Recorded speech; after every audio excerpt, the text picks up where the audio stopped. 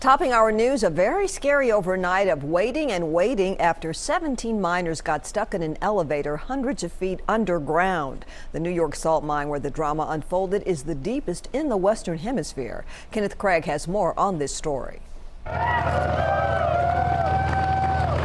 Rescue crews brought the last of the trapped miners to the surface around 8:30 Thursday morning after a 10-hour ordeal hundreds of feet below ground. The mine's manager says the workers were cold, but their spirits were high. I'm moved and inspired by how well that they dealt with this, that they worked together. The 17 miners got stuck in an elevator at the start of their shift just after 10 Wednesday night at the Cayuga Salt Mine in Lansing, New York. They were about 900 feet underground when the elevator suddenly stopped on the way to the mine's floor. Officials say the miners huddled together.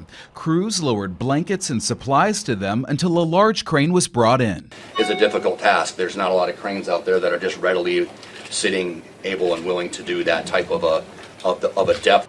The miners were brought to the surface in groups. In true fashion, they waited till the last ones were up to make sure that they were all good together. Operations at the mine are on hold for now, while safety inspectors investigate what caused the elevator to break down. Kenneth Craig, CBS News, New York.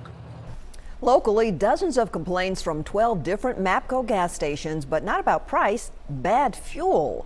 The Department of Agriculture says diesel was accidentally mixed in with unleaded gasoline at several area gas stations earlier this week. At least 4 Mapco gas stations are involved, 1 in Lebanon, 2 in Nashville, and 1 in Clarksville. Those locations shut down their pumps until new gasoline can be pumped in. Officials say they've received nearly 40 complaints from 12 different gas stations. That means more stations could be closing soon.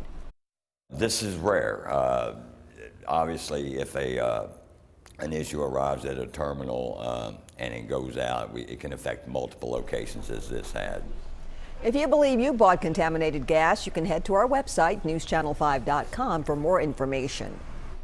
The site of a multi-million-dollar development in Bellevue has a new owner this morning. Right now, demolition of the old Bellevue Center Mall is complete and cleanup is underway. An Atlanta real estate company and Charlotte developer will now oversee the new One Bellevue Place development.